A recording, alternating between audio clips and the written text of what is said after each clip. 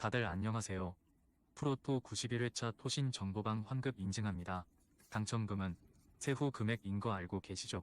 다들 아시겠지만 한 경기 취소되어 당첨금이 반토막 났지만 그래도 당첨 모두 축하드리며 오늘 경기도 분석 시작해보겠습니다. 금일 첫 번째 경기 허더즈필드 대 미들즈브러 분석 시작해보겠습니다. 허더즈필드는 주중 경기에서 난적 브루클린을 잡았다. 프레스턴과 노리치 등에 패하며 최근 흐름이 좋지 않았는데 모처럼 내용과 결과를 잡았다. 선발 측면 공격수로 출전한 헤들리는 본인의 골 외에도 경기 내내 상대 측면을 돌파로 휘저으며 최전방으로 기회를 만들어줬고 부르그 조르그가 다시 해결했다. 그로 인해 하위권 탈출의 기회를 만들며 이제 중위권 진입을 노리고 있다. 미들스브러는 주중 경기에서 리그 최하위인 로더럼에 패했다. 90분 내내 경기의 주도권을 잡으며 수차례 기회를 만들었던 경기였는데 실베라와 그린우드의 골이 터지지 않으며 덜미를 잡혔다. 때문에 중상위권 추격에 실패하며 주춤했고 이번 라운드 결과가 중요하다. 수비를 탄탄히 하며 경기를 운영할 것인데 그린우드와 닥스틸 등 빠른 발을 보유한 선수들이 돌파로 분위기를 바꾸려 할 것이다. 접전을 본다. 블랙번전 승리로 홈팀의 기세가 올라간 것은 사실이지만 미들스브러는 버틸 힘이 있는 팀이다. 특히 바레이저와 호슨 등 수비 보호가 좋은 볼란치진이 있기에 상대의 공세를 잘 막아낼 수 있다. 수비 라인을 내리고 경기에 임할 미들스브러가 원하는 승점 한 점을 가져갈 것이다. 금일 두 번째 경기 헐시티 대 블랙번 분석 시작해보겠습니다. 헐시티는 브리스톨과 선더랜드에 연패하며 좋은 흐름을 이어가지 못했다. 그 경기들을 승리했다면 3위권 경쟁도 할 수 있었는데 이제 추격 중인 10위권 팀들의 사정권에 들어왔다. 때문에 이번 홈경기 일정이 매우 중요하다. 레스터와 리즈 등 선두권 팀 못지 않은 공격진이라는 평가의 코놀리와 트윈, 델랍 등을 앞세워 경기 내내 공격적으로 골을 노릴 것이다. 블랙번은 주중 원정 경기에서 허더즈필드에 완패했다. 트론스타드와 와튼 등 중앙에 포지한 미드필더들은 상대의 중원 침투를 적절히 제어하지 못했고 시구르드손은 상대의 집중 견제에 고전했다. 무엇보다 시즌 내내 팀의 공격을 이끌던 스즈모딕스가 5경기 연속 무득점에 그치는 등 부진하게 팀이 탄력을 받지 못하고 있다. 헐시티의 승리를 본다. 블랙번은 리그 14골로 득점왕 경쟁 중인 스즈모딕스가 있지만 최근 골 결정력 부재로 흔들리기에 원정에서 고전이 예상된다. 투판의 안정적인 공격 조립 속에 코놀리와 델랍 등 해결할 수 있는 공격수들이 경기 내내 상대의 수비를 몰아칠 헐시티가 승리할 것이다. 금일 세 번째 경기 입스위치 타운 대 퀸즈파크 분석 시작해보겠습니다. 입스위치는 리그 2위지만 최근 두 경기에서 승리를 챙기지 못했다. 3위였던 리즈 유나이티드와 선두팀인 레스터를 상대했는데 승점 한 점에 그쳤다. 그러나 대패했던 리즈전 이후 나선 레스터전에서 인저리 타임에 극적인 동점골을 뽑아내고 패하지 않았기에 분위기가 추락하지 않았다. 1위와 승점 6점 차기의 사정권이기도 하다.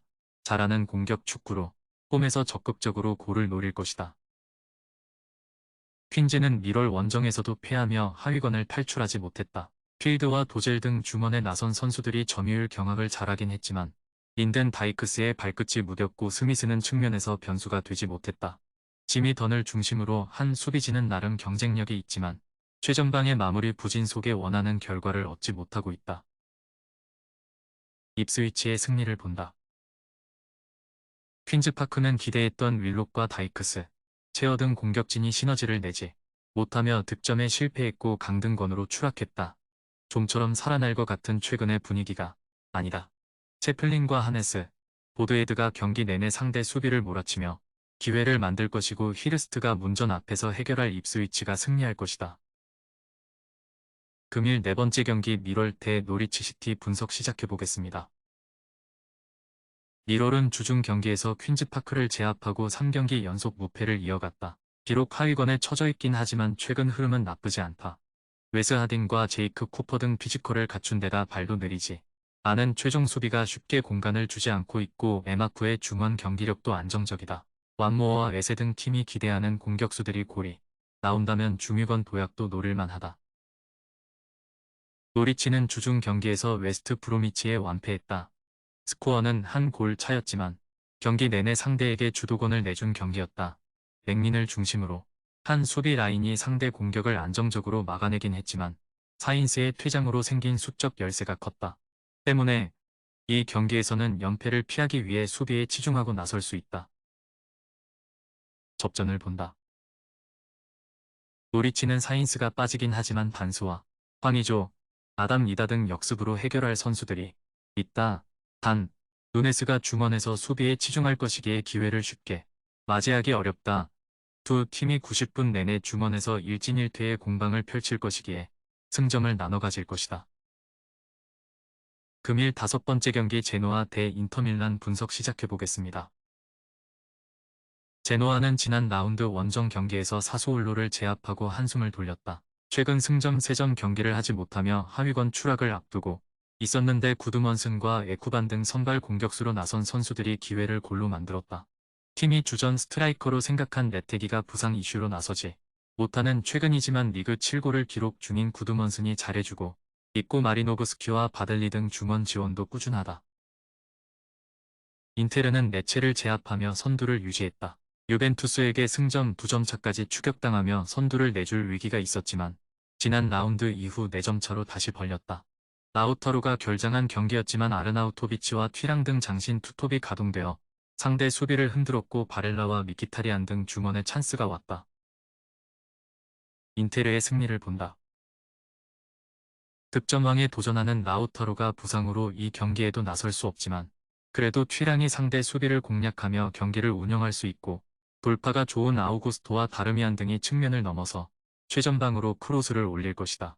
상대 중원의 공세를 정면으로 막아내며 경기를 운영할 수 있는 미키타리안과 차라노글루를 앞세울 인테르가 승리할 것이다. 금일 6번째 경기 라치오 대 프로시논의 분석 시작해보겠습니다. 라치오는 지난 라운드 엠폴리 원정에서 승리하며 중위권을 탈출했다. 이번 시즌 여러 대회를 병행하며 다소 지쳤고 지난 시즌과 같은 리그 성적을 내지 못했었는데 올라갈 준비를 마쳤다. 위넨과 챔스 16강 일정이 있고 코파 이탈리아 8강을 앞두고 있지만 당분간은 리그에 집중할 수 있기에 이 경기에 전력을 다할 것이다. 알베르토와 카탈디, 귀행드지가 중원에 나설 것이고 임모빌레가 공격을 이끌 것이다. 프로시노네는 지난 라운드에서 유벤투스에 분패하며 연패를 당했다. 그러나 코파 이탈리아 8강 진출을 비롯해 리그에서 중위권에 위치하는 등 승격팀으로 훌륭한 시즌을 보내고 있다. 카이오와 소울레 등이 경기 내내 공격적으로 경기에 임하며 기회를 만들고 있고 베레네치아의 중원 존재감도 확실하다. 라치오의 승리를 본다.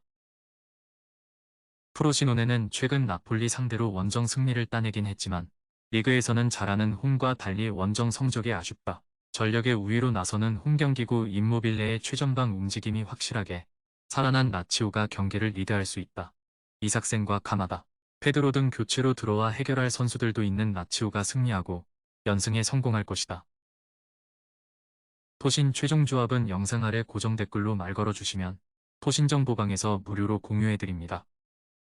제발 손해보면서 토토하지 말고 다같이 웃으면서 즐겁게 베팅합시다. 함께 하실 분들은 부담 갖지 마시고 편하게 말 걸어주세요.